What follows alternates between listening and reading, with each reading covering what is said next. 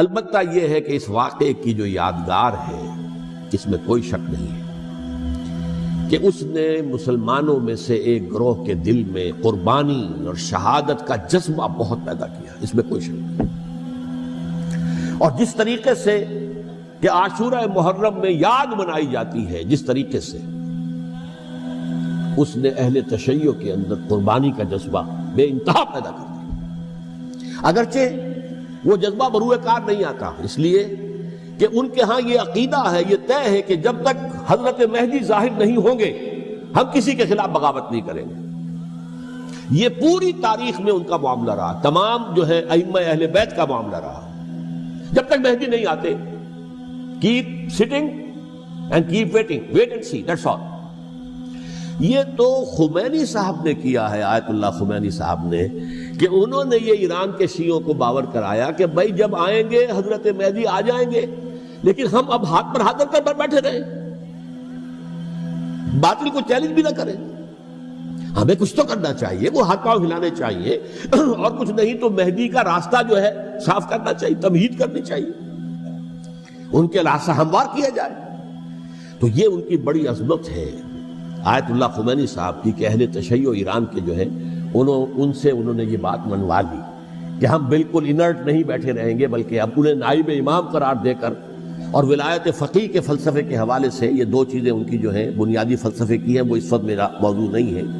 انہوں نے عوام کو ایسا کھڑا کیا ہے کہ 20,000 سے لے کر 30,000 کے درمیان انسانوں نے جانیں دے دی،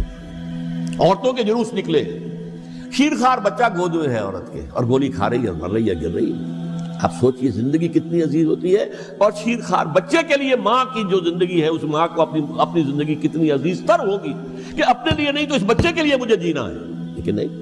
گولیاں کھائیں گری۔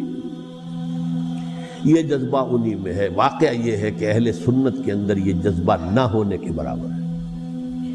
یہ میں واشگاف الفاظ میں کہہ رہا ہوں۔ پورے عالم اسلام میں صرف شیعہ ایران ایسا نکلا ہے کہ جس نے بادشاہت کا خاتمہ کیا، باقی سعودی عرب میں بادشاہت بیٹھی ہوئی ہے، ڈٹ کر بیٹھی ہوئی، اربوں ڈالر کا ایک ایک محل بنتا ہے ان بادشاہوں کا، اور سنی سن ہے، سن کوئی حرکت نہیں۔ وہ تو اب جو حرکت ہو رہی ہے وہ اینٹی امریکن حرکت ہے جو ہو رہی ہے، وہ در حقیقت وہ مسئلہ بالکل دوسرا ہے جو اس وقت ہو رہا ہے، لیکن یہ کہ عالم اسلام میں کوئی تحریک ایسے نہیں اٹھی۔ یہ اہل تشیع میں ہے جو بالکل استثنائی بات ہے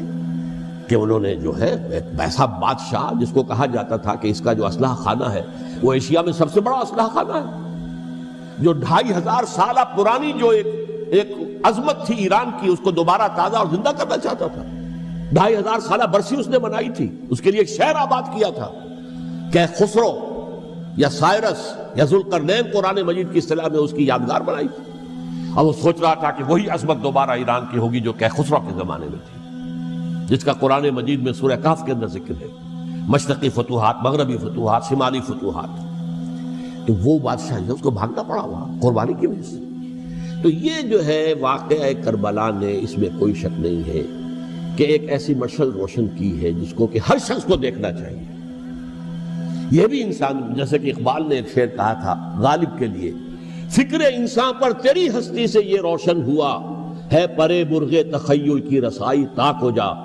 تو فکر انسان پر حضرت حسین کی قربانی سے یہ واضح ہوا ہے کہ انسان کس حد تک جا سکتا ہے قربانی دینے کے لیے اپنے کسی مقصد کے لیے۔